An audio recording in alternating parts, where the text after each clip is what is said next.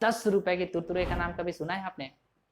आप में से कई लोग ये कहेंगे अरे भाई सुना क्या है, खाया भी है। तो जब आपने ये पैकेट खाया होगा तो आपने एक बैच नंबर भी देखा होगा।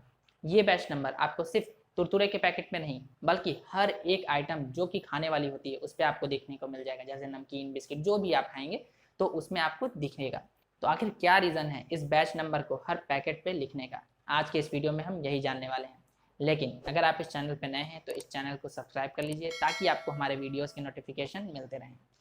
तो चलिए अब बिना देर किए शुरू करते हैं हमारा आज का वीडियो।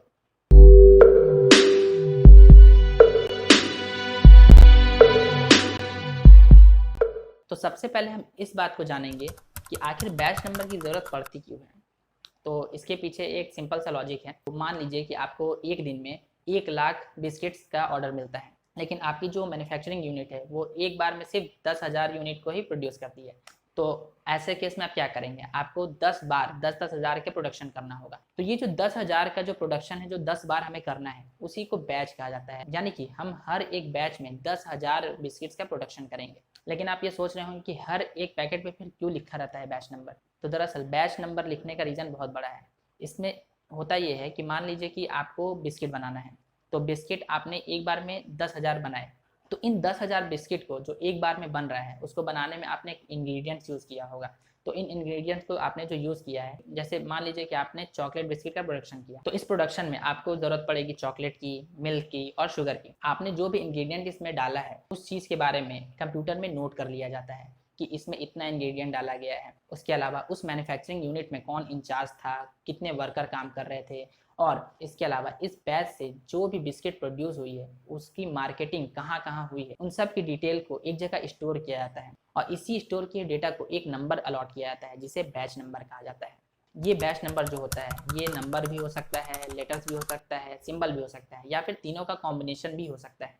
तो अब आप ये सोच रहे होंगे कि इस बैच नंबर की इतनी ज़रूरत क्यों है। तो इसके पीछे एक बहुत बड़ा रीज़न है। मान लीजिए कि आपने 10,000 बिस्किट को प्रोड्यूस किया, लेकिन जब आप इंग्रेडिएंट डाल रहे होते हैं तो उस वक्त आपने शुगर की जगह गलती से नमक डाल दिया। अब ऐसे केस में क्या होगा, जहां आपको मीठी चॉकलेट बिस्किट बनानी थी वहां पे ये नमकीन चॉकलेट बिस्किट बन गई, लेकिन आपको प्रोडक्शन तो मीठे चॉकलेट बिस्किट का करना था। तो ऐसे में जब इसकी मार्केटिंग होगी, लोग इस प्रोडक्ट को खरीदेंगे और खाएंगे, तो वो सेलर को ये बात बताएंगे कि ये जो बिस्किट आपने दी है वो मीठी बिस्किट नहीं बल्कि नमकीन बिस्किट हो गई है। तो ऐसे केस में सेलर मैन्युफैक्चरर को जाके ये बात बताएगा कि आपने जो बिस्किट हमें दी है उसमें शुगर की जगह आपने सॉल्ट डाल दिया है। तो जैसे ही ये बात मैन्युफैक्चरर को पता चलेगी तो मैन्युफैक्चरर इस बैच नंबर से स्कैन कर लेगा कि उसने ये बिस्किट कहाँ कहाँ भिजवाई है, उसका इंचार्ज कौन था और इंग्रेडिएंट इसमें क्या क्या डाला गया है।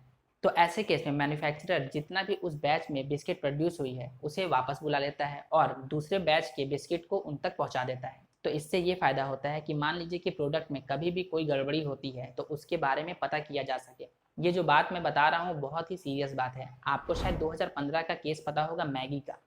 जी हाँ, मैगी का। दरअसल 2015 में मैगी के प्रोडक्शन करते हुए एक बैच में लेड कंपोनेंट ज़्यादा हो जाने की वजह से बहुत से लोगों को फूड पॉइजनिंग होने लगी।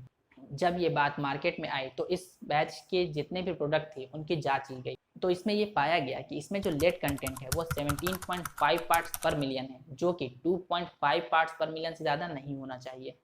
तो ऐसे केस में इसके प्रोडक्शन को तुरंत रोक दिया गया और सबसे उस टाइम ये कहा गया कि जिन लोगों ने भी इस बैच के प्रोडक्ट को खरीदा है वो लोग इस बैच को अपने सेलर को वापस कर दें, जिससे कि सेलर उन्हें मैन्युफैक्चरर तक पहुंचा सके। तो इस तरह से बैच नंबर काम करता है। तो अब आप जब भी 10 रुपए की कुरकुरे खरीदिएगा तो खाते हुए अपने फैमिली वाले को बताइएगा कि बैच नंबर क्या होता है। उससे आपके फैमिली वाले कहेंगे कि आपके बेटा बेटी को कितना ज़्यादा नॉलेज है इसके बारे में।